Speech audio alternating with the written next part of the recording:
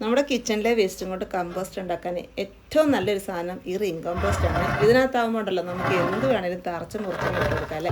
നമുക്ക് കിച്ചണിലെ വേസ്റ്റ് ഇട്ട് കൊടുക്കുക, അതുപോലെ നമ്മൾ മുറ്റടിച്ചാരുമ്പോൾ കിട്ടുന്ന കരിയിലയും അതുപോലെ എന്തൊക്കെ പച്ചക്കറി വേസ്റ്റ് ഉണ്ടോ അതൊക്കെ ഇട്ട് കൊടുക്കാം. പിന്നെ ഇതുപോലെ വാഴത്തടയൊക്കെ കിട്ടുമ്പോഴേ ഇതെല്ലാം ഇതുപോലെ കൊത്തി അറിഞ്ഞങ്ങ് ഇട്ട് കൊടുക്കാം കേട്ടോ. അത് ഡിലയാണെങ്കിലും ചെറുതാക്കിയിട്ട് അങ്ങ് ഇട്ട് കൊടുക്കാം കേട്ടോ.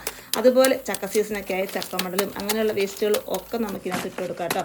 അങ്ങനെ ഇട്ട് കൊടുത്തതിന് ശേഷം ഉണ്ടല്ലോ നമ്മുടെ കരിച്ചാണകപ്പൊടി ഉണ്ടെങ്കിൽ കുറച്ച് ചാണകപ്പൊടി മുകളിലിട്ട് കൊടുക്കുക. ഇനി അതൊന്നും ഇല്ല എങ്കിൽ കുറച്ച് മണ്ണ് മതി ഇതിൻ്റെ മുകളിലേക്ക് ഒന്ന് കോരി കൊടുക്കുക. അങ്ങനെ നമ്മൾ ഇതിൻ്റെ മുകളിലായിട്ട് ഇതുപോലെ വേസ്റ്റുകൾ കൊണ്ടിട്ട് കൊടുക്കുക.